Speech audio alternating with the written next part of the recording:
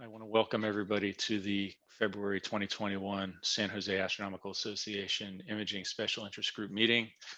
Today, we have Alex Curry from TelescopeLive, who's going to be telling us about the operations at TelescopeLive and their benefits for clubs and individuals and all the things that they do there that are so cool to us. So, Alex, take it away. Thank you very much. I actually pillaged these slides from our Great Conjunction event and sort of modified them a little bit to make them a bit more relevant. So, TelescopeLive is a remote imaging platform, and what we've done is we've taken the old model, which is presented by some other groups, which I shall not name in particular, but we felt that what they offer is somewhat a little bit old-fashioned and a bit outdated. And so when we were designing TelescopeLive and the platform that we offer, we wanted to produce something that is more modern and relevant to the sort of 21st century observer. So I'll just give you a small sort of talk through the bits and pieces of our platform, and then I'll give you a small demo as well of kind of things that we do. So these are just a sort of couple of stock images from our platform users. I think the majority of these are what we call one-click observations, which I'll come on to in a minute. But these, we have lots of people that produce lots of images and share them on our gallery, which is really great to see.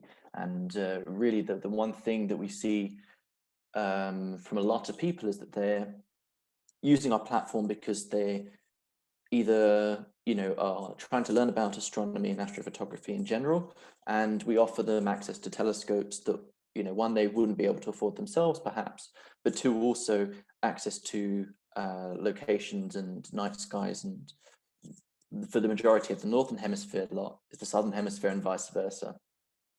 And so that's something that's really appealing to a lot of people.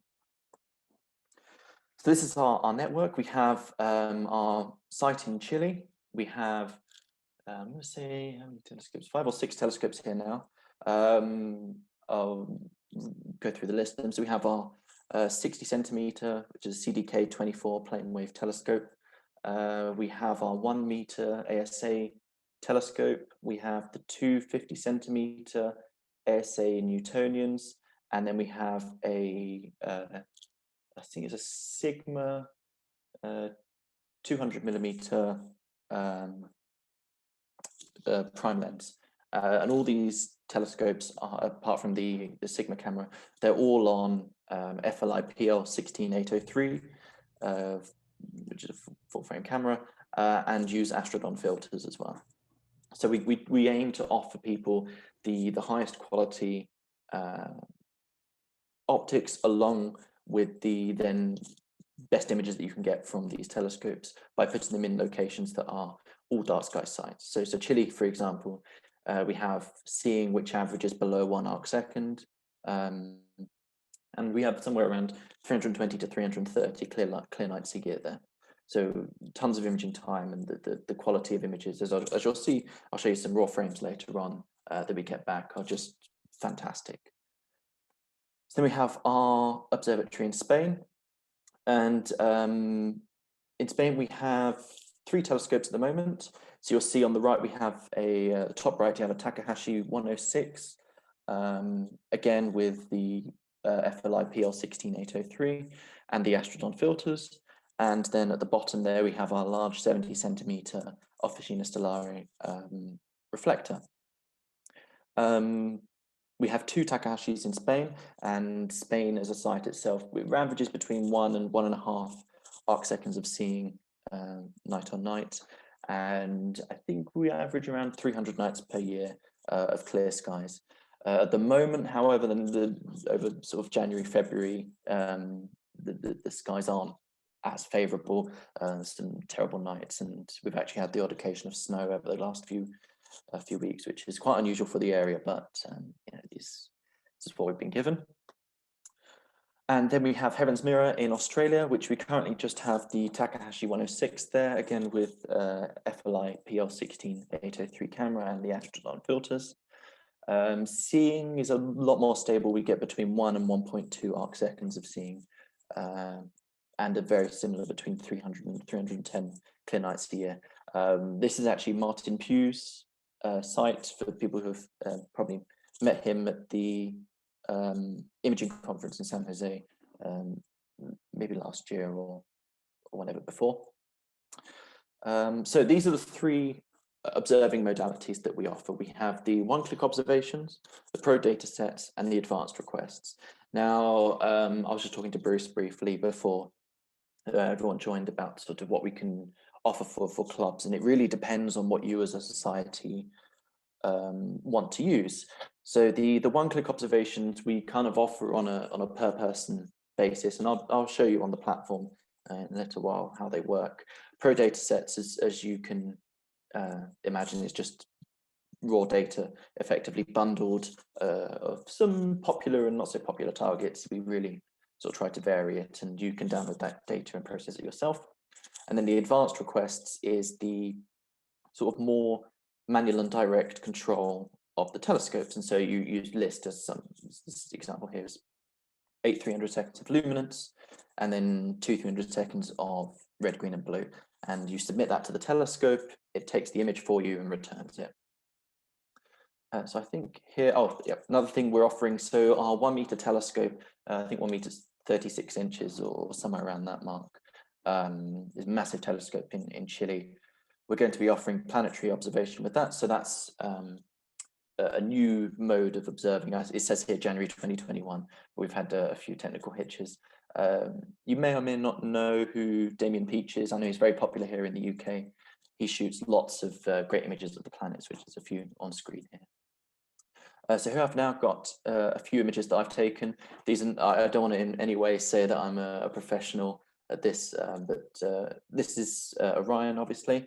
I slightly overexposed the core here. This was 2 300-second exposures in luminous red, green, and blue. And this was when I was testing out the functionality of the one-click observation functionality. And so really the point that I like to make at a lot of these sort of presentations is really when you're imaging with our telescopes, even though, you know, something like a 106mm refractoscope, you know, you may, in your own backyard, especially if you have light pollution, poor skies, things like that, you may be spending hours on an observation, whereas with these telescopes and these sites, you can spend, you know, 10 minutes in each filter, and you get pretty decent signal to noise ratios. So another one I have here, this is the Great Barred Spiral Galaxy. I shot this recently from the 1 meter telescope. I was pretty pleased with how it came out. It's a nice looking galaxy. This was, I believe, I think this was 3 5-minute exposures in red, green, and blue only. And I've got some nice details out of this one. And then one of my other favorites I have next is Eta Carina. This was taken using, I think it's with the CDK24 in Chile, Hydrogen Alpha S2103, obviously. And this was slightly more exposure time. I think I spent maybe half an hour in each filter, and it gave me pretty decent results, or results rather that I'm fairly happy with anyway. So this is sort of a flavor of what I've been producing with the platform anyway. And I'll show you our gallery in a second as well, so you can see what's you know, what we have to offer there. So I think now I can switch to this tab. So I think you'll be able to see the platform. So this is our platform. This is how you interact with the telescopes and with the data itself. We have the 3 modes that I spoke about before: the one-click observations, the advanced requests, and the data archive. So all of this information is also available on the main dashboard here that you first see when you open the platform. So I'll start with the one-clicks, and these are pretty fun and interesting in terms of what we offer. So one-click observations take advantage of the downtime of our telescope. So we're not always going to be observing, you know, all night long from dusk till dawn. And so what we do is we create observations that are available to be picked up by people who are registered to our platform. And these don't actually cost anything to the end user. So we have 3 subscription tiers, bronze, silver, and gold, and it's $4 for the bronze, $19 for the silver, and $54 for the gold. And with all of these, you have access to the one-click observations. The only thing that you're limited on is the number of pending observations that you can have at any one time. So if you're on the bronze plan, it's $4 a month. You can have 2 pending observations. The silver, it's 15, and then the gold, it's an unlimited. And we create these large lists of observations over a couple of weeks. And so you can go in and we repeat objects as well. And so what we do is we take a 30-minute window where we observe a target. So here we've got Tarantula Nebula taken from the telescope in Australia, which is the Takahashi 106. So a nice wide field look at the Tarantula Nebula. We'll observe that for 30 minutes in either HSO or just RGB, and then you receive that data the next day. So I'll just give you an example here. If we go to new observation, these are all the targets that are currently waiting to be imaged. There'll be some that will be running right now in Spain, maybe not, depending on if the weather's cleared up. For example, we've got Carina Nebula here. So if I click observe now, that image will be taken in 4 hours time and returned to me. And so for the people who are coming into astrophotography on a budget, this is great, because over the course of a couple of weeks, they can build up, a couple of hours, few hours worth of Carina Nebula data, Statue of Liberty Nebula data, and they can then take that data and process it and have a really fantastic image at the end of it. So the next, sorry. Quick question. So are these images that we're getting back once we do this, are they coming in pre-calibrated? Yes, that's a good point. So we do run calibration on all the images that come in. We run calibration frames pretty much around the clock, I'd say. When we're not observing, there's also time made for the calibration frames. And these are automatically reduced from the images. However, with that said, you can actually download the uncalibrated frames yourself. So if calibration is a part of your process, that you have a particular method or something that you would prefer to do yourself, then of course that's entirely for you to do. Okay. The other thing, yeah, that's absolutely fine. So the other thing we do show, and this is more geared to towards the people who are interested in astrophotography. We have a computer that automatically processes the raw data that comes in for these observations. So see here, there are color images, and these are just previews of what's been observed on that from that data set. And so hopefully the idea is that you have this preview image, you'll be able to download the raw data and produce something that's far greater than that our algorithms have done for you. So the next thing that we have is the pro data sets. So these are just big data sets, and these are accessible for the silver and gold plans. And depending on which plan you're on, it sort of dictates the sort of the cost or the equivalent cost of this data set. So if you're on the silver plan, you have all the standard plans available to you, and they're all for free as well. They're all included in your plan. And for the gold, you have the standard and premium data sets.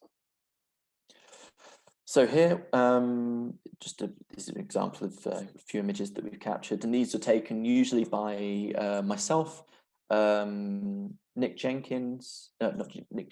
Jenkins, who's very popular and well known here in the UK, Nick Simonik, who's another astrophotographer here in the UK, and Adam Block, who I'm sure you're probably all aware of who he is. So these data sets are readily available, and we put in below the cost of the observation itself. So to give you an idea, this 2-hour Statue of Liberty Nebula data set would have cost about 300 credits, which is about $300 to observe. And it's taken with the CDK24 in Chile, and it was a 2-hour data set. So it's, these are healthy data sets that are available for you to download and to work on. And that's really what we really want to push here, is that all the data that we produce, we will offer you the best quality data that you can get from these these telescopes. So that brings me on to the sort of the next aspect of the platform that we have, which is the advanced requests. And these we try and gear towards people who are looking to take direct control of the telescopes themselves. And while you can't actually log into the telescope unless you're doing the planetary stuff, which is tutored by Damien Peach, this is the interface with which you control them. So this was what our platform originally looked like, or the original layout of our version 1, we'll call it, was just the sort of direct control. We didn't have any of the one-click observations or the pro data sets. But this is how this works. So you put in any name, like Orion, M42, anything like that, and we'll get the coordinates for you. You can of course make adjustments to the coordinates if you have a particular framing in mind, if you're working on a mosaic, things like that. You're obviously free to adjust those as much as you like. When you press next step here, our algorithms automatically work out what telescopes have good observability of that target. And so you'll see here we begin the list of all the telescopes that are currently available. Australia and Spain have either pretty poor observability or large queues, and I'd say it's probably a mix of the two, and the weather included. You can choose any of these. We don't really discriminate the telescopes based on what is suitable for your target. So if you're going for a particularly small galaxy, we're not going to not suggest or not put the Takahashi refractors on there. This is purely because this should be treated as, this is you using the telescope as a more professional tool. So at this point, we hope that people would understand, the telescopes that they're using or the telescopes that they want to use when they're coming into it. So I'll choose any telescope here, something like the one of the TAC 106s. We'll hit next step. And then this is where you build up your imaging series. So I usually start and show people the advanced request first. This is a bit more like, I say, using like SGP or something like that. You put in your filter, you select your exposure time and your exposure count, and then you add that to the imaging series, and you'll see it will pop up here on the side and give you a sort of more breakdown of what's going on. The other option we have is astrophotography. And this is a very simple LRGB. Oh, it's also worth pointing out just quickly while we're here, with the advanced tab, you also get access to the photometry filters, or you should have. For some reason, this telescope doesn't have them. But majority of our telescopes have photometry filters. So if you're into hunting exoplanets or anything like that, we offer that as well. We are also moving towards perhaps doing various spectroscopy, but we're working on a way to integrate that into our platform. So back to the astrophotography tab. This is, you choose your filters, you choose the exposure time and the exposure count, and that automatically adds them all to the side here. So you'll see here it says overheads 37 minutes. Now, we do charge for the overheads, which is the telescope setup time, the filter changing and download time. However, all our telescope prices have been adjusted down in order to account for those overheads. So the original price, or the price that you would have seen if it was just calculated based on just the exposure time, remains the same. So if we hit next step, this is now the scheduling. So we have two modes of scheduling. We have automated and custom. Custom is more similar to what I would say our competitors offer.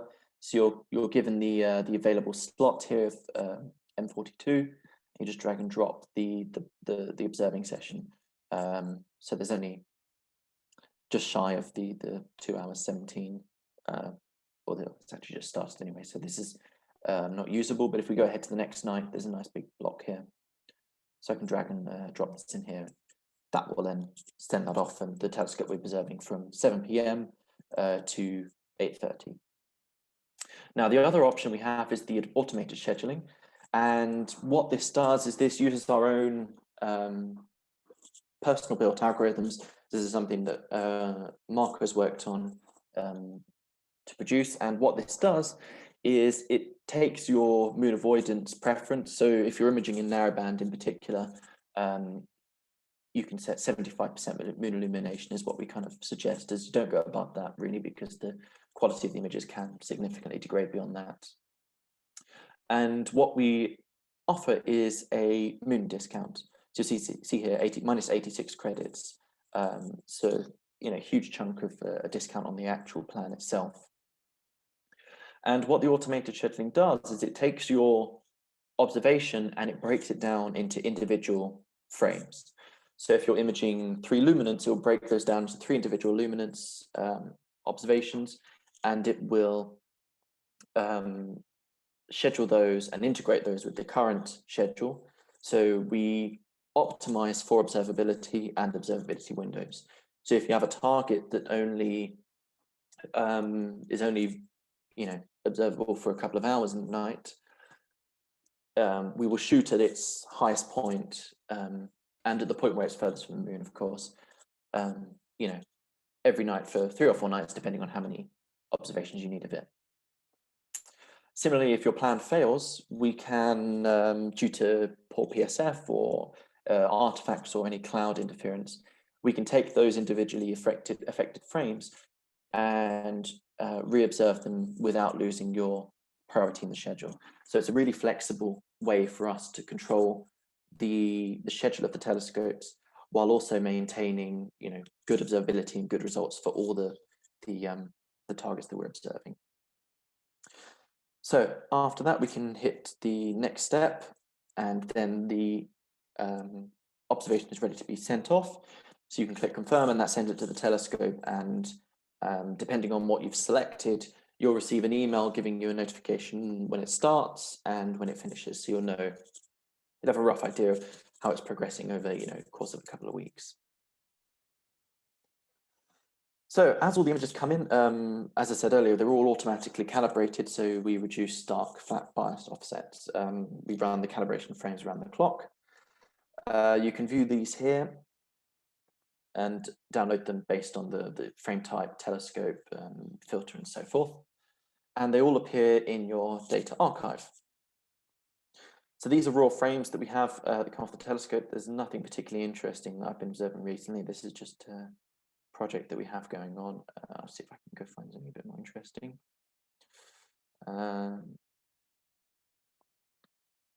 I shoot a lot of time on the telescope, as you can see. This is something like IC443. This is a raw 500-second frame. There's a small pre-stretch, automatic stretch applied to it, although that's obviously not the one that you would download. And so you can select these images like that. So I want to pick those 4 images, and I can download them, and they will be sent to the download requests. So in here we have a list of your downloads, and the reason we do this is kind of in a staging methodology.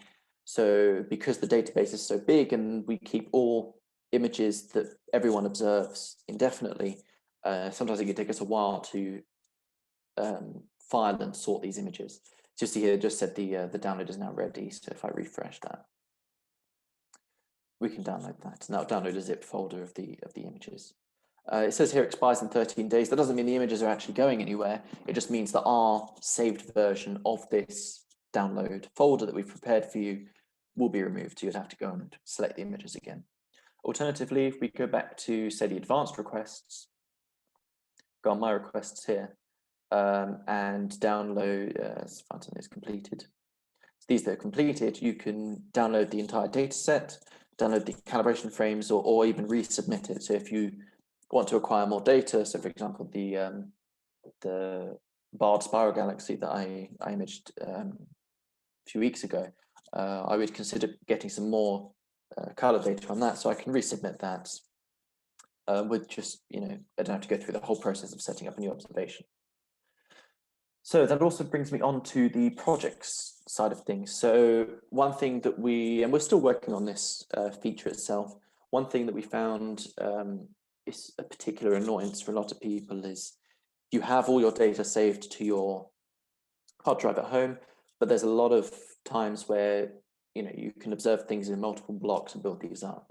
And so what we do here is we offer folders and projects, and we need to further define these a little bit better to make them a bit more user-friendly. You see here I did the NGC 6231.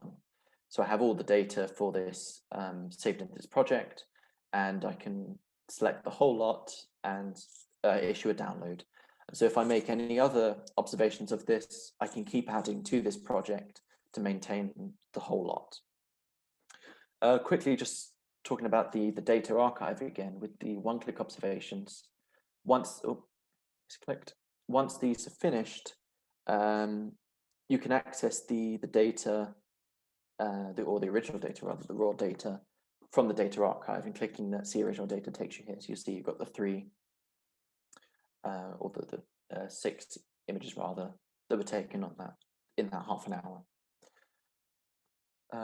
So the other side of the platform, and this is a completely different aspect of it, is our sort of public pages and sort of the things that we offer to sort of create a community around TelescopeLive and the images that people produce.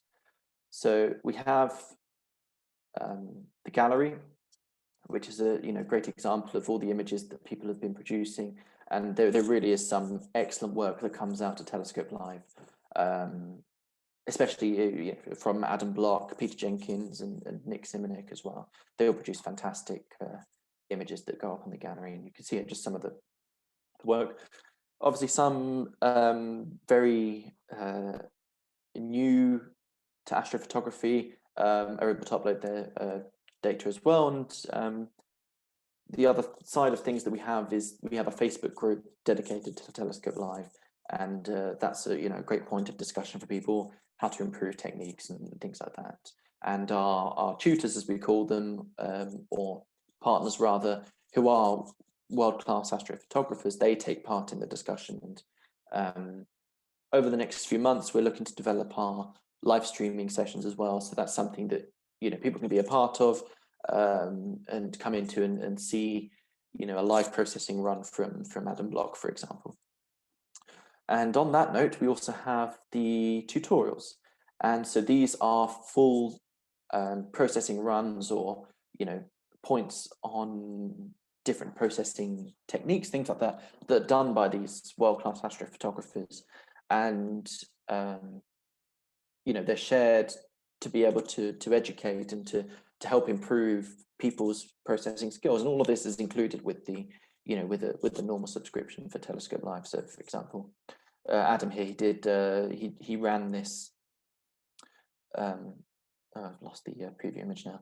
He ran this very obscure galaxy that hadn't really been imaged before. He ran it on the 1 meter telescope in Chile. I think it was something like 35 or 36 hours worth of exposure time, which is all available for you to download and to try out yourself, to process yourself. And with it, he made a 4-hour tutorial on how he went about processing all the different techniques that he used. And it's broken down into these various parts, so you can skip through and choose and go to the bits of the tutorial that you see relevant to yourself. And then finally is the blog and the academy, and these kind of things are more for the public outreach, and it's information around astronomy as in general. So what groups of galaxies, emission line stars, things like that. And so they're more educational side of things that we offer. So that's TelescopeLive in a nutshell. I hope some of that made sense at some point. And really what I was talking to Bruce initially is we have worked with a lot of societies. So a good example that I like to give is we have this group from the University of Ghent in Belgium, and they are avid comet and asteroid and minor planet hunters, and they do a lot of work through our platform. And so what we've done is we've produced, I wouldn't say a contract, but like an agreement between us and them, and for a discounted rate, they are able to use our telescopes to do all the field work that they need to do. And similarly, there's other astronomical groups who are just interested in just receiving pro data sets. And so we have an agreement between us and them in order to deliver the pro data sets to them at a much reduced cost compared to subscribing the entire community to a plan. And so really it's up to you as a community and as a society to decide what aspects of the platform you would like to use individually and what aspect of the platform that you would like to use as a group. And with that, I would say that we do offer a 1-month free trial. So you can choose the bronze or the silver plan, and I would recommend obviously the silver plan because you have more access to lots of different things. You don't need to put in your card or payment information or anything like that. You just need to use an email and a password to sign up, and you can try stacking up a ton of one-click observations for an entire month and see what you produce with them. So I thank you very much for your time. If you have any questions, just say let me know. If you have any questions in the future, I'll leave Bruce my email so you can just get in contact with me as well. Excellent. Anybody have any questions coming to mind? Don't forget to unmute yourselves.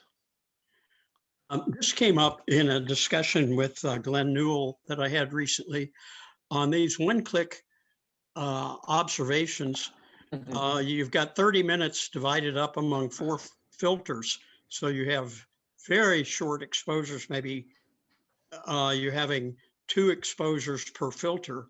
So Yes. you're not getting the noise reduction ability from the stacking. That is so one of the things that came up is I know now I am a one-shot color camera user. So this is just kind of the way I think. And the reason I'm a one-shot color camera user is because I don't have very much time. So if I had a half an hour of time, there's no question I would not use filters. Okay. Yeah. Yeah. So I understand where you're coming from, and it is. I wouldn't say. It's kind of a concern about the quality of the data you would receive back.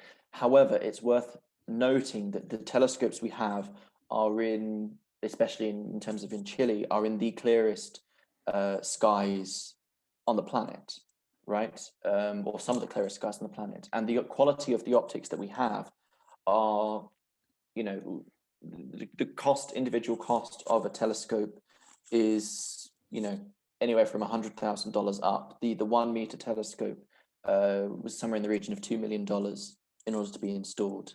So the quality of the data that you receive isn't anything like the quality that you would receive with your own setup. And so you can actually do a lot of work or get a lot of mileage out of these short exposures. This running chicken nebula here, this is a single 5-minute exposure. And yes, granted, the 2 10-minute or 2 5-minute exposures, when you go and stack them to try and average out any imperfections or to try and get the signal to noise that you require, it's, half the legwork is already done in that because of the quality of the optics, the instrument, and the skies themselves. However, that said, with the one-click observations, you're not just tied to that single request, right? So if there's one running chicken nebula request here, but we will actually schedule over the course of 2 or 3 weeks, maybe 10 or 15 of them. So over that time, if you come on, twice a week, you can pick up those observations. And, by the end of this, 2 weeks, you've got maybe, 4 or 5 hours, maybe 2, 3 hours, depending on, how many we run of the running chicken nebula. I'll just quickly go back to my PowerPoint. So it would be a phenomenal set of data if you had 15 one-click sessions. Absolutely, yes. So it's once you build them up, from that point of view, you can produce fantastic results. I'll actually show you through the gallery instead. This is a really, really good example that I had. I hope I uploaded it here. No, I didn't. So I'll just use this as an example. So this was of Pleiades, and this was just, I think it was just 2 5-minute exposures in RGB. And like, granted, when you first look at it, it is, it's not particularly magnificent, or, there isn't necessarily the punch of the data that you would get from, maybe an hour's worth of observation, even, at say my own home. However, for 10 minutes in red, green, and blue, the signal to noise and the quality that you get out of it is huge. And so I think this is quite a mental hurdle that people have to overcome, and it feels quite unnatural to begin with. You're observing with these huge telescopes in the desert, and these clear skies, and to go from requiring maybe a few hours worth of exposure at home to only like 30 minutes in total, it's a completely different ball game. But granted, there are targets out there that require a long amount of time, but for the majority of Messier, Caldwell, or whatever catalog you go for, named targets, you don't need huge amounts of exposure to get good signal noise out of them. Thanks for a very thorough explanation. Oh, no problem. I hope it helps.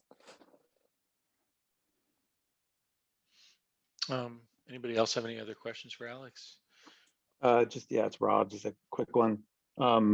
What's the policy on, say, a spoiled frame? Like if a cloud rolled in and ruined a frame, or, since you're talking about these sort of stacks of like 1 or 2 images, if an airplane flies right through and you can't reject, whatever. So do you just refund that, or is it just tough luck, or what's the?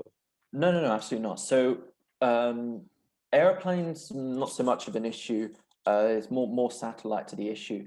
When we have people who are requesting large data sets with the telescope directly, so say you want to observe M42 for a couple of hours on one of the Takahashi telescopes, and you have a satellite trail through it, depending on the volume of frames that you've observed, we may suggest, actually this is something that's resolvable through stacking, and so it's not necessary to actually take a re-exposure of that frame.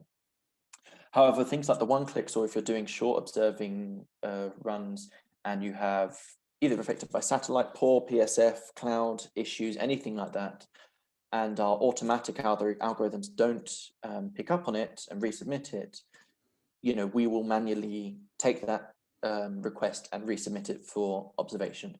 And so, it's our policy, and really what we strive to deliver is that we provide you with good data, full stop, right? I've spoken to several people who have used, not to name names, but say like iTelescope, where they've received poor data, and they've been given that's the nature of our hobby. And yes and no, that's kind of what it's about, but we do want to provide you with good data. So if you have an image that is you're not happy with the focus, or the focus degraded over the course of your observation, you can simply just email us, and we have this little chat bubble here.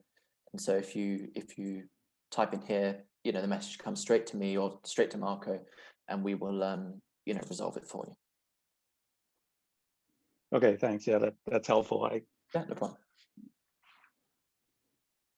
Hey, this is Hi. I have a question. I've never used any remote telescopes before.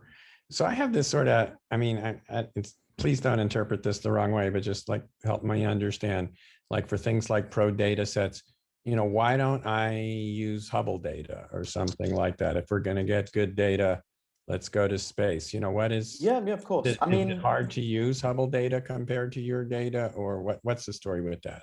So the way that we try and position ourselves and to sell what we do, it's you know, we're in no way trying to replace the home hobby.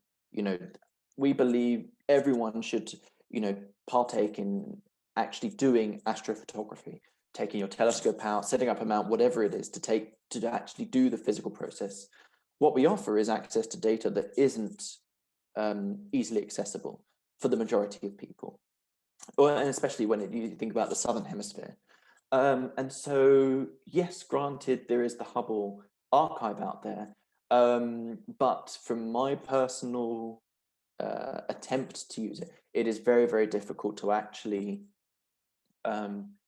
get the data down from the Hubble directories. And you know, there's tons of Hubble data out there, but sometimes you need an intermediate between, you know, Hubble and your home rig, which is TelescopeLive, or we try to be that intermediate where we provide you with very, very good data. It's all in one place that you can easily access, and there is a feel of actually taking part in acquiring that data and being, you know, having a connection between you and the data. If you are coming at it from a purely, you know, I just want to practice processing, you know, we offer that too, and so does Hubble. But in terms of if you want something that's, you know, you can have choice over what you're observing, the images that you receive are from, you know, the last week, they're not 20 years old. You know, there's current events in astronomy and observational astronomy that we try to, you know, provide access to at the same time. And so really what we are trying to offer is, you know, something similar to, you know, using Hubble Space Telescope, but you know, nowhere near that magnitude of cost. But you know, that's what we try to aim for. We're not in any way trying to replace using Hubble data or trying to replace using your own home setup. We're trying to be an intermediate, access to, you know, new equipment, new skies, you know, a whole different world of astrophotography that people may never actually really be able to access. Thanks. No problem, thanks. Anybody else? Okay, I have a question or two. Well, you mentioned satellites, and I'm kind of wondering, because it reminded me of Starlink. Have you had any problems with Starlink coming through your area? So, are you looking at also, as far as your internet access goes, is Starlink going to make that easier for you, less expensive? You must have a huge pipe for data to come out of there. Absolutely, yeah. So the majority of our connection is done through satellite at the moment. So whether we will be able to use Starlink, I'm not too sure at the moment. I haven't really looked much into it. In terms of if it's been affecting the images, I mean, for the volume of observations that we do, you know, we haven't actually had that many frames at all affected by them.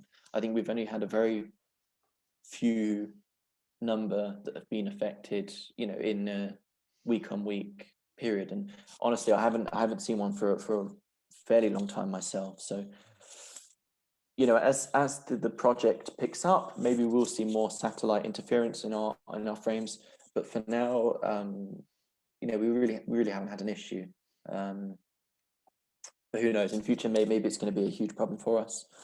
Maybe we've just been lucky so far. I mean, I personally, obviously, well, I'm still in the UK at the moment. But when I'm at university, I have my own setup in Italy, and I've run a lot of observation, you know, night on night, and I've had maybe a couple of frames that have been affected by it, but that's about it. So maybe it's location, maybe it's just luck, but no, we haven't had much interference from it yet. Okay. I saw from the photos that you showed us that you have a mix of mounts, plane wave, astrophysics, you know, software BISC, Paramount.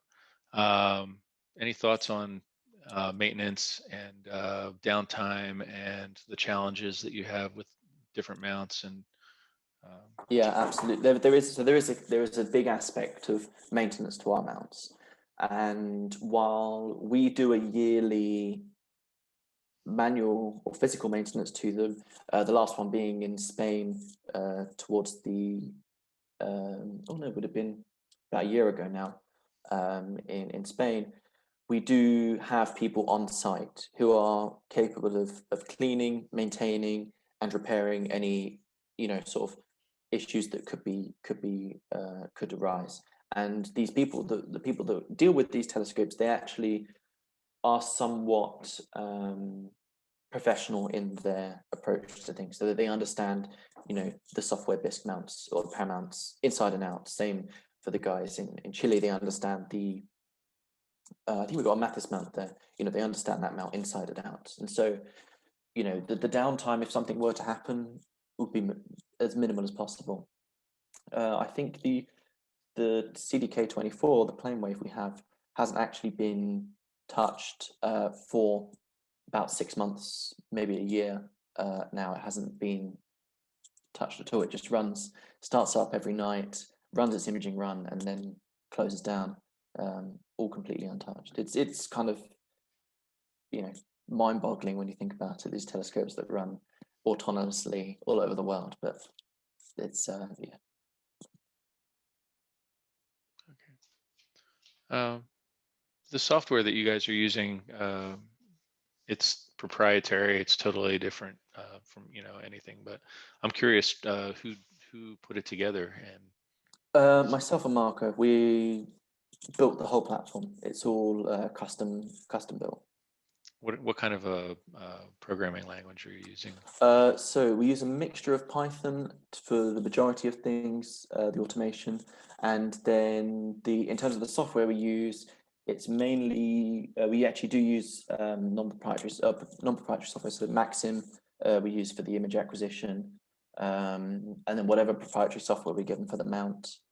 And for the automation side of things, we use custom, I think it's Java. We use custom Java that runs the ACP scripts for the scheduling. So we're using ACP, but it's modified heavily in order to do what we want to do with it. And as far as guiding is concerned, are any of these mounts guided, or are they all unguided? All guided, usually off-axis guiding. We had an issue in Spain where we've had to move to a guide scope, which is being installed soon. This is for the big 70 centimeter, and it's quite horrifying, really, because the telescope we have to use is a large 150 millimeter old Meade triplet to do the guiding for this telescope. And it's, you know, compared to the telescope that I have at home, you know, it's a completely different ball game. But yeah, so the majority of them are yeah, I'd say all of them are off-axis guiding, and then maybe the odd one or two that use a guide scope. Okay. Are you using Python, you know, your own creation for the guiding, or how are you? Oh, that's a good question, actually.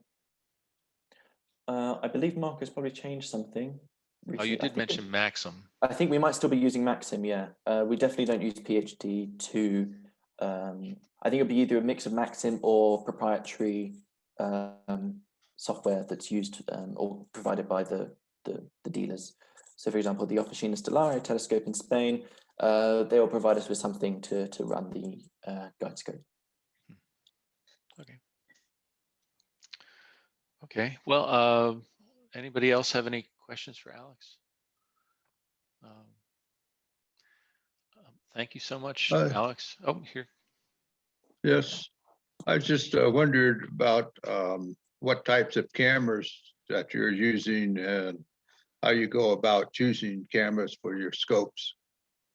So originally, when we sat down to sort of build our network, which was just a couple of telescopes, but the main one that we were using was the CDK24 in Chile.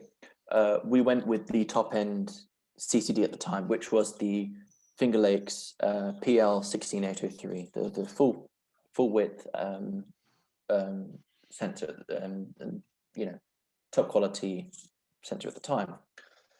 However, now we're seeing, and this is very, very common with the CAF sensors, is we're seeing some degradation in the sensor itself, which is producing, one dead column on all the sensors. And so we're looking to while this isn't an issue, to actually process out cosmetic correction in PixInsight, for example, does a fantastic job of dealing with these. You can get some of the way with the dithered images. We're looking to perhaps move towards CMOS to replace them. Now, whether we find something that is or performs as well as these CAF sensors do, and actually it's worth noting that the sensors themselves, Kodak have stopped producing them. So should a camera actually completely go, or we can't find a replacement, we would need to look for an alternative. And perhaps one of the new, I can't remember who produced them, someone produces a full frame CMOS sensor, but it's something to the tune of $50,000 in cost. And so for that price, you have an entire Takahashi setup. So yeah, that's where we are at the moment. We're comfortable at the moment with I say we're comfortable with the degradation, but we're comfortable with where the sensors are, in that they still produce good images. The bad columns are on the extremities of the sensor. They're never in the middle or interrupting the sensor in any way. So they're good. They're very, very good sensors. They are the best CCD sensors that are available commercially, really. So yeah, that's where we are with them. If we move to CMOS in the future, perhaps, but we'll have to see how the new influx of CMOS sensors that are coming in now that are high performance. You've seen like ZWO have produced fantastic CMOS sensors. Attic have been doing it for a long time as well. So we're completely open to changing the sensors. All right, thank you. Anybody else? Well, Alex, thank you so much for joining us. No problem. Thank you very much for having me. Really appreciate it. I look forward to exploring your site. And yeah, I mean, by all means, go ahead and the trial's completely free, so you don't lose anything in any way. So it's just, yeah, it's something nice to do, something different to, especially here, the continually cloudy skies. Yeah. Okay. Well, thanks again. Welcome to hang out. Okay. I think I'll probably have a drink and then sit down for the evening. Sounds good. Anybody else have anything they wanted to add? Take care, Alex. Hey, thanks very much, guys. Cheers. PJ, you said you had some images you wanted to share? Yeah, let's see, I can do that. Let's see, I'm gonna hit this share screen thing down here. Whoops, where'd it go? Oh, here he is. Select the window. Yes, okay.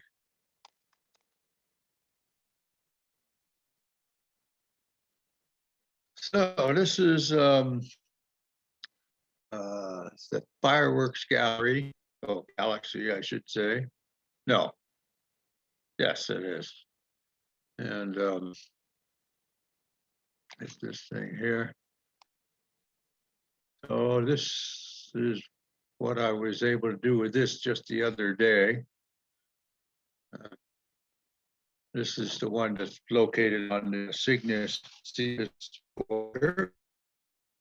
And it's not included in our local group, but it's part of the larger Virgo supercluster, I guess you would say. And it shows what you can do with it. I need to somehow figure out how to make my stuff perhaps a little smaller. But for this particular run, the Raza performed about as well as expected to do. So there's a lot of obscuration in this location, so there's quite a loss of magnitude for this galaxy. But I'm fairly happy with it. There's a cluster that's quite nearby. I forget exactly which one this cluster is, but it's one.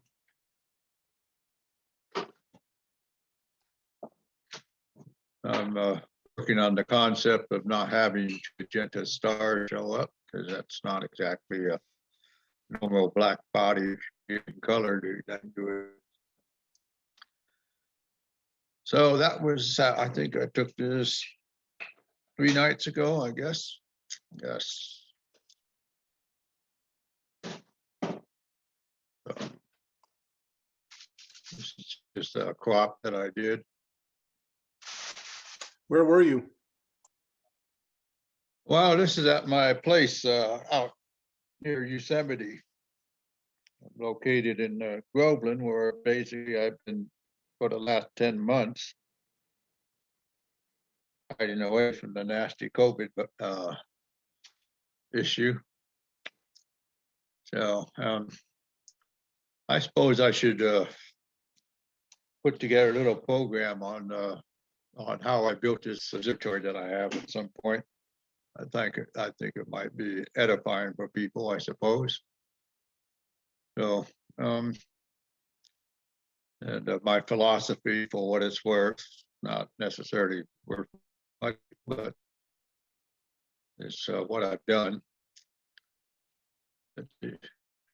I think I showed this one at the last meeting.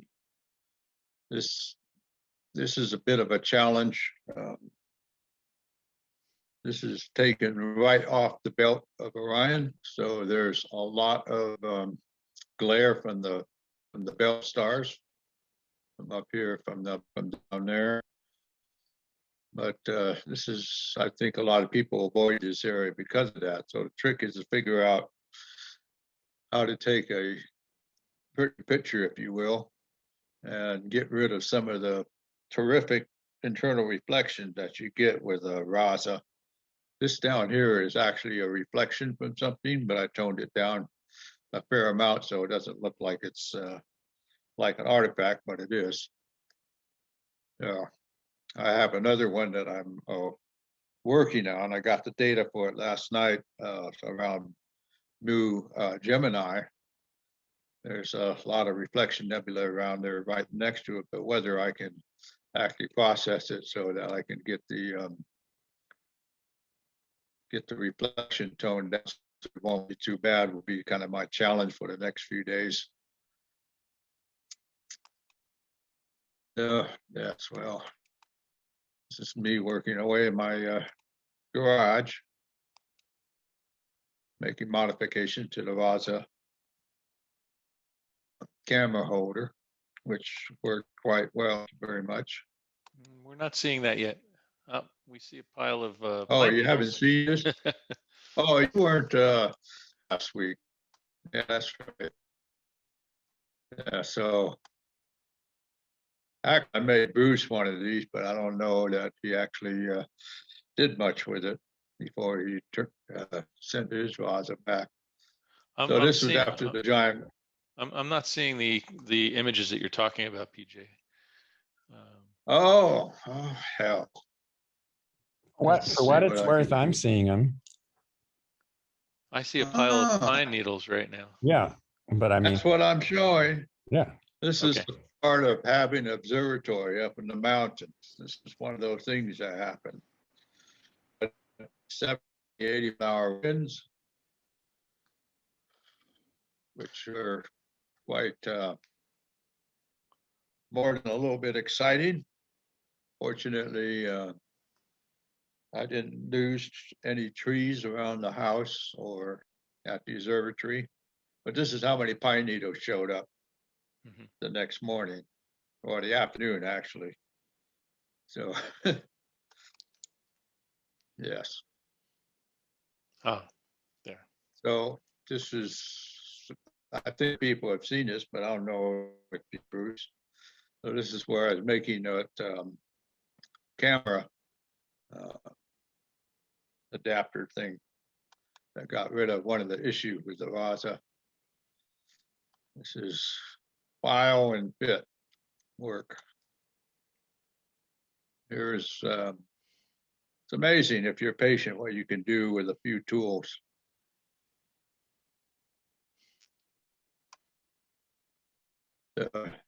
This one didn't focus for some reason, but essentially I was making this ring and then I was grinding it so that it would clamp down on the nose piece of the Raza.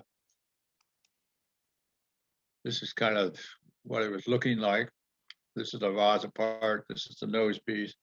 These are the thumb screws that I go and tapped in here, and there's that piece of aluminum I was making, so that this would clamp down on this nose piece to the Raza reflector in a very rigid way. How rigid? I found in the last 2 nights, I focused the telescope once,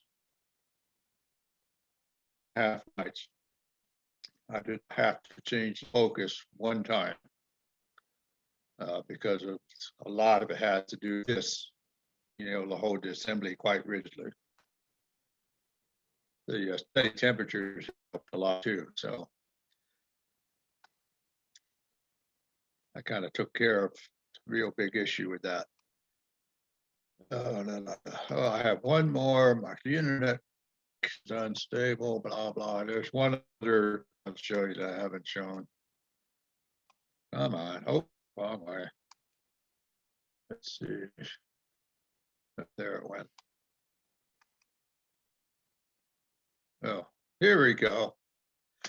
This is an object that not a whole lot of pictures of because there's not much nebulosity. Just looking when I was a visual observer, it was always a popular one for me. This is the Messier objects M46 and 47, which are two nice open clusters. There's another open cluster up here. There's another open cluster down here. The interesting thing about this is that at M46, you've got a little planetary sitting right in it. So it's kind of one of those juxtaposition objects that are kind of unusual. They're naked, evidently, from all the data that I've seen, but still, it's still kind of interesting. As you can see this quite well visual. If you look at this, and you can obviously see there's a lot of obscuration going on with the darkness around here. So this is in Puppis, the ship's poop, if you will, part of the huge constellation, the ship, which was broken apart into pieces because it was too big. So this is visible. They had very good conditions this night. This is M47, so you have a lot of fewer stars, some of them obviously not long for this world, but they're gonna blow up at some point or whatever the stars do. And with the camera, I'm working out how can I get some colors out of these out of the one-shot color camera that I'm using. So I'm gradually moving on that. So that's kind of what I did in the last week. Before then, we had lots of interesting weather, not to mention lots of moon. I don't generally shoot pictures when the moon's up, because I don't like process pictures with the light of the moon.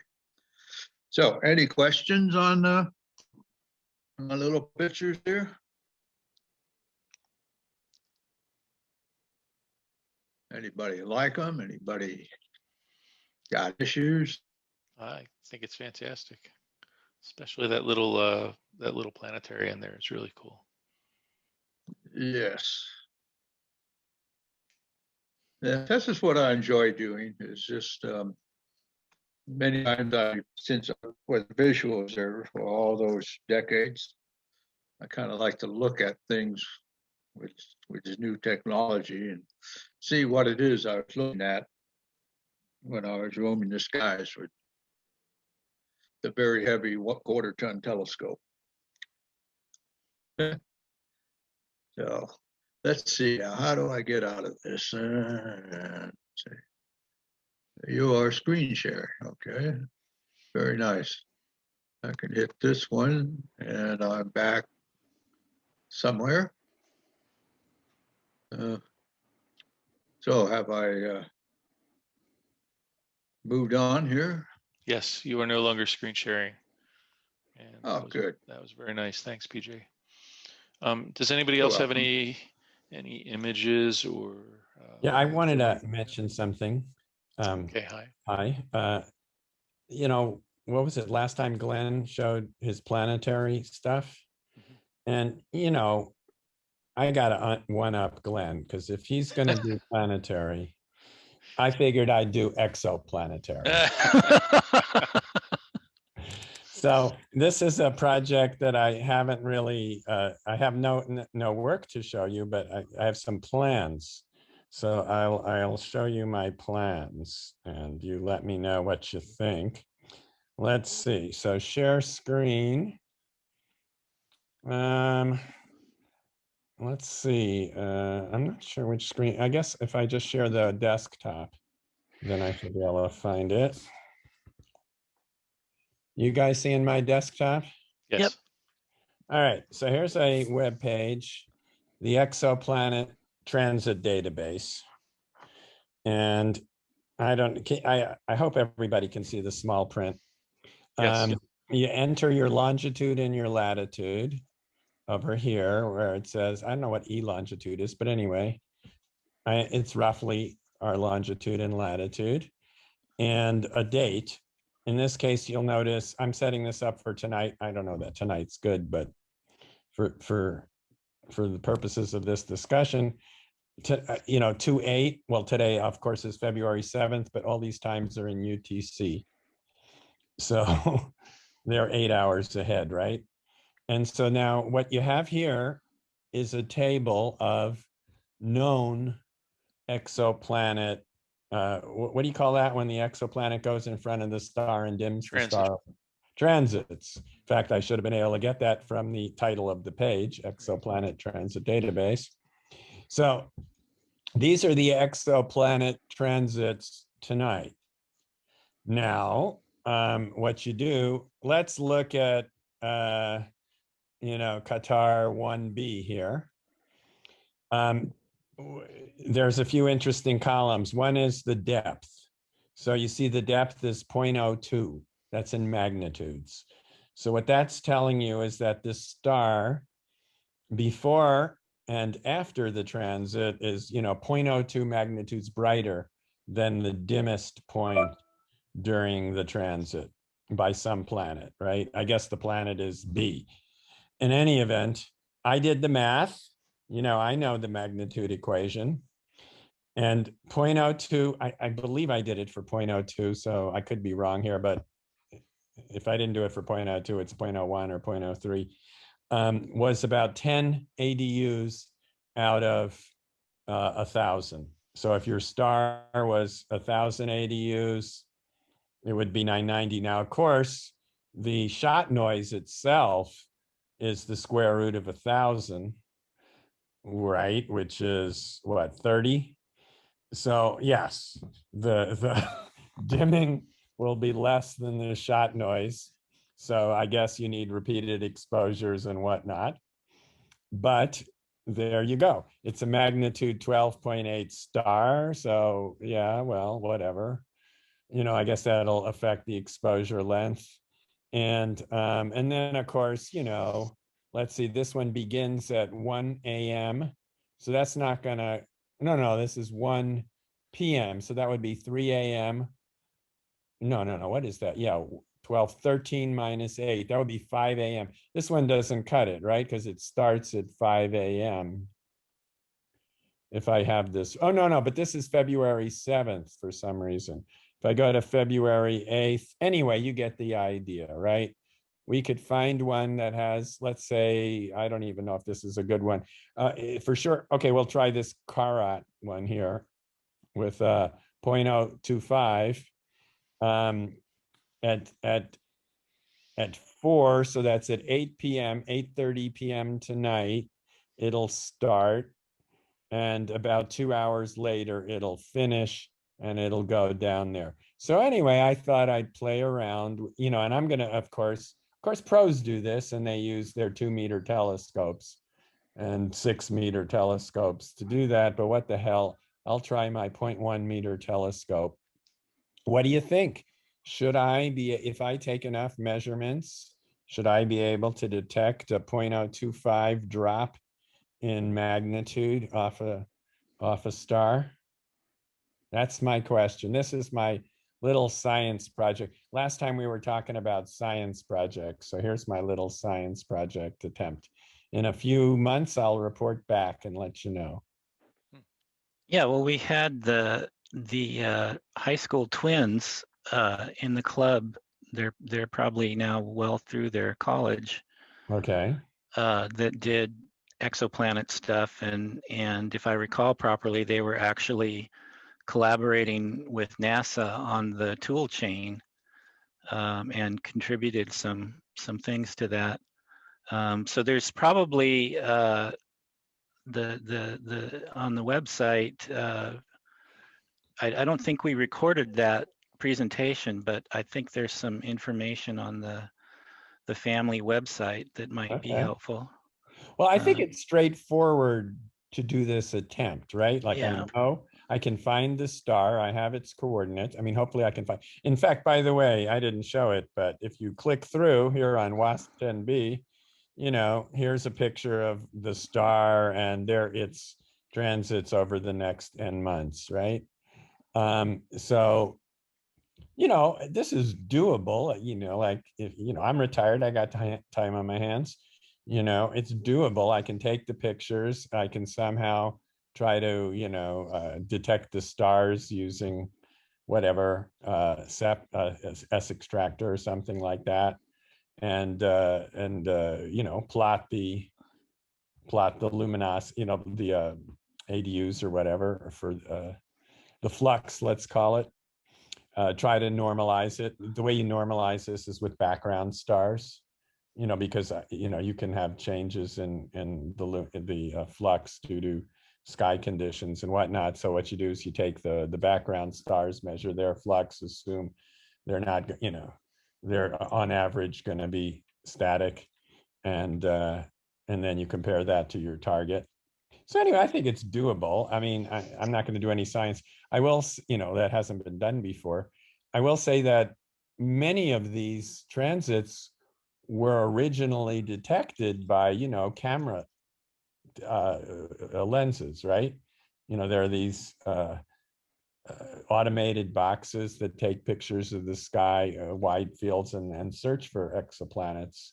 And they're like, you know, a few 100mm lenses on simple imaging stations that are constantly doing it. So I think it is doable. But anyway, there you go. I know Alex Filipenko from Berkeley has some scopes up at the Lick Observatory area that are automated sky survey scopes looking for exoplanets. I think that the twins Glenn was referring to were using Kepler data that was public data pool data, and it was not really mined the way that it could have been, or, you know, examined by NASA the way it could have been. And they came up with a Python program that of their own creation that was able to go through all that data and actually find exoplanets that had been missed. Right. They aimed higher than I'm aiming. I'm just trying to replicate their. Hey, check out the link in the chat. I just. Okay. Thank you. Yeah, really cool stuff. Hi. Hi, you know, I wanted to get back to what you had asked Alex earlier regarding Hubble data. I personally have looked at some of the legacy data and found the interface to be difficult. at best. I have seen people have amazing things that they have put together from Hubble data, but I haven't found an easy way to figure out what parts of, let's say there's a rosette and there's a small part of a mosaic of it made by a large telescope, by the Hubble, and I find it difficult to find which parts to piece together in the Hubble legacy data. I saw believe that, sure. I mean, but you do see on Astrobin every now and then, and certainly on Rahilio's website, people processing Hubble. So yeah. I wouldn't, I've heard it, like you say, it's hard to deal, to figure out. And certainly, it doesn't sound like a match if you're interested in some wide field thing to use Hubble data, right? That sounds crazy because the Hubble focal length is, quite long. But it does seem like if you want high quality data, you're not taking it anyway. Why not?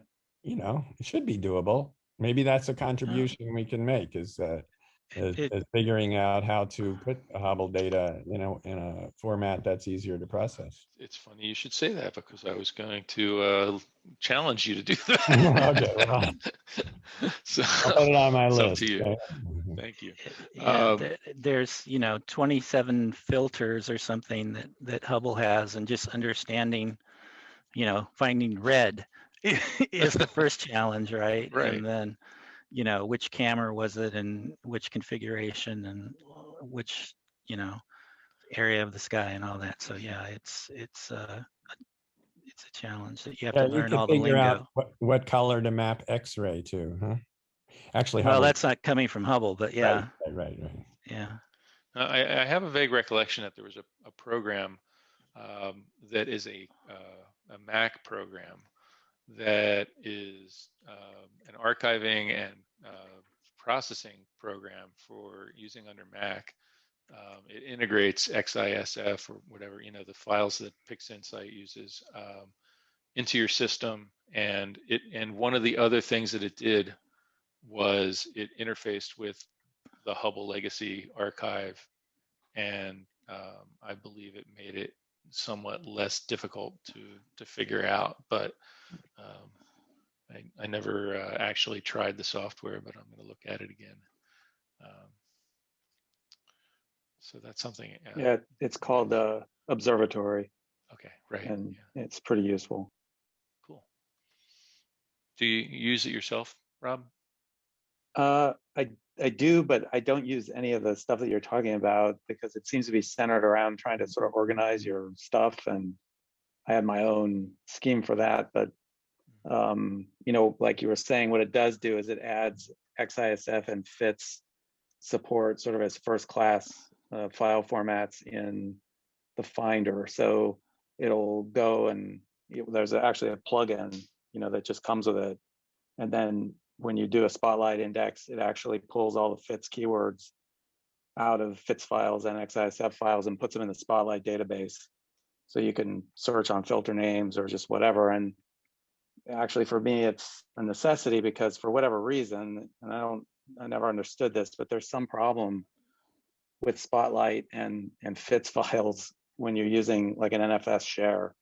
Like you just cannot even search for file names properly if the data is all on a like AFS or NFS server.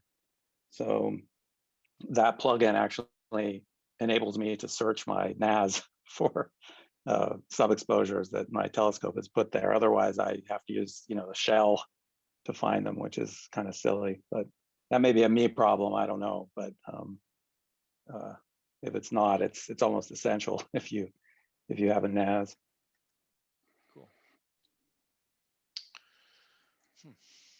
Okay. Anybody else have anything that they wanted to talk about before the Super Bowl? Hi, this is Francesco. Oh, hi. I went out to Pinnacles 2 nights ago, and I decided instead of starting a brand new object, I decided to collect more data about objects that I had started imaging last month from Coyote Lake. So if you want, I'd be happy to share the difference consisting of 4 hours of data from a Bortle 3 site compared to, I think it was about 3.5 hours, but from Bortle 5. Sure, let's see it. Let me share.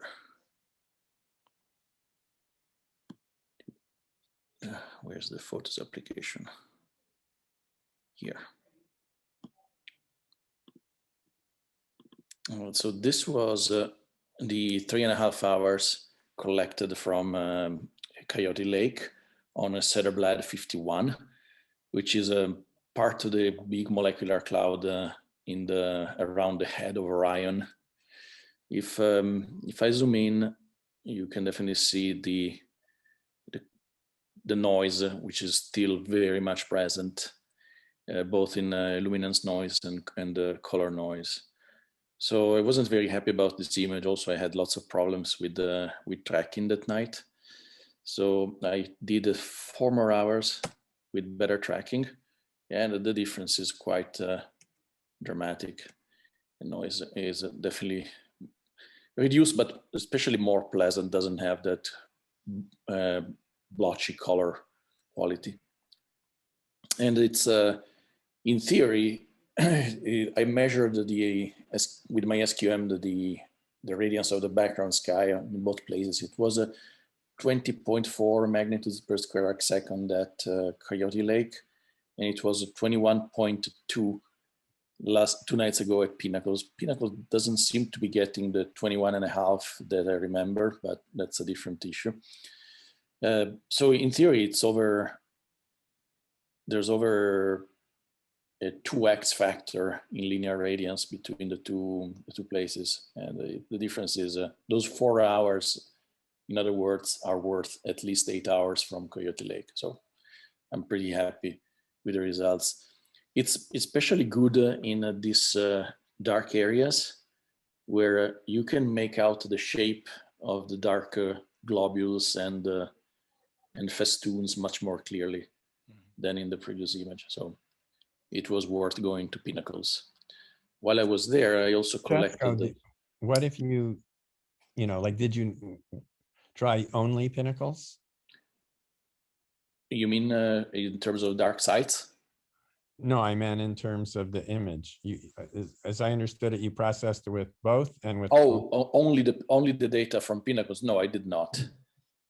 I could do that. Yeah, good idea.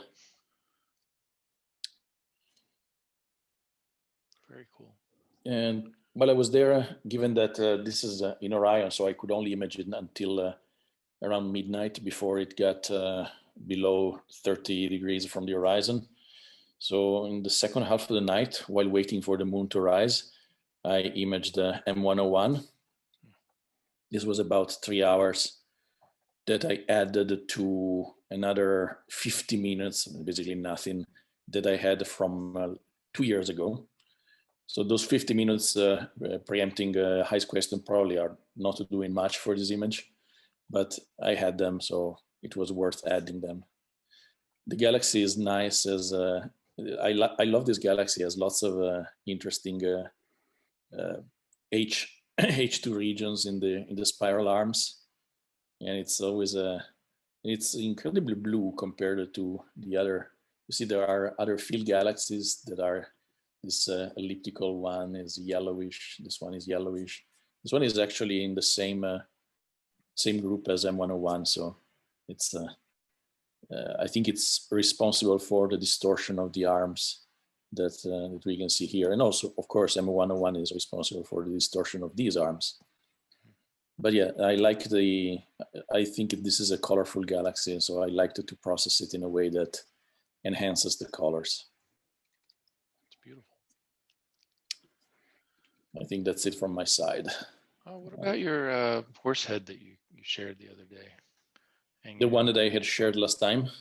Oh, okay. Yeah. Oh, sorry. The one that sorry, my bad. The one that I sent via email, creating so much commotion. Yes. Right.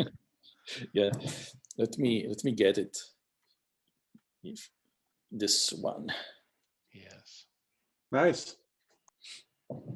Yeah. This This was lots of work to process, but I think I described it in the thread. So if one day you are interested in looking on a step-by-step guide to Vicente Paris's technique, we can do it. Sounds great. It's a kind of a problem. The only problem that I have with the technique, it's not really a problem, but it's one of the requirements. You must have a wide field imagery. And so I think with my focal length, the ideally I should have access to a 135 millimeter lens or so to get the larger field imagery. Maybe one day I'm gonna get one of these Samyang that are so good. By the way, last Friday at Pinnacles, there was this guy, Tarun Kothari, who is, I follow him on Astrobeam, and he takes incredibly large mosaics. He's currently working on a 54 panel mosaic of the Milky Way between Taurus and Orion. And he was imaging that night. And pretty impressive gear. He uses a rainbow astronomy, I believe it's the manufacturer mount, RST-135, is not a worm gear and ring wheel drive. It uses harmonic drive. So mechanically is very compact. It's almost as big as a large tripod head, photographic tripod head, but it tracks in with the sidereal rate, and he's a go-to mount. And it doesn't require given that you cannot back drive these harmonic drive gears, it doesn't require a counterweight, because you can never damage it just by the drive. I mean, just by back driving it. So the capacity is about 30 pounds without counterweight, and goes up to 40 pounds by adding a small counterweight, which he had that night. So he had 2 mirrorless cameras with 2 Sigma Art 135 millimeter and a mini PC and a guided telescope mounted on the Los Mandy plate of this mount, and he was shooting away with 2 cameras at the same time. Pretty impressive. If you don't know his mosaics on Astrobeam, I can share the link. They are pretty impressive. Okay, that sounds good. Yeah, can you go ahead and share that on chat? Yeah, let me find it. By the way, I found a link to one of the Hubble archive interfaces that I had used years ago that I'll put in the chat as well. It's somewhat reasonable to use. Okay. Yeah, I remember doing it once. I don't remember the details, but following somebody's recipe on how to do it. The Hubble stuff, I mean. Yeah, I mean, I think the filter names are named with the center wavelength, so that sort of helps you, kind of narrow down what is what, but you still have to have a little cheat sheet to figure it out. But yeah, it's not easy. And I'm posting right now the link in the chat. But Rob, what is easy? Right. Easy is being retired. That's what I hear. Wow, I start beautiful. work on Monday. Congratulations, Glenn. Thanks. Yeah, big congratulations, Glenn. Yes, Tarun Kothari has some beautiful stuff. Yeah, and one of the pictures of in his gallery is his rig. So you see the mount that I was talking about.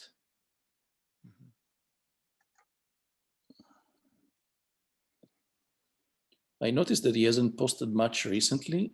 Probably he switched to a different hosting, I can only imagine. Because in 2021, he published an incredible mosaic between from Cepheus all the way to, at least to Cassiopeia, maybe Perseus even. Let me see if I can find it on some other hosting, if I remember what he uses. Oh yeah, of course, his own website is the place to go. Francesco, I don't see, are you sharing? No, I'm not sharing. I'm just posting the links on the okay. chat. Yeah, I posted the link to his own his website. I keep forgetting that you're Franz. Yeah, right.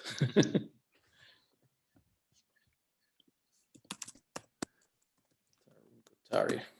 Wow. Pretty amazing website. Yeah, Beautiful. lots of patience.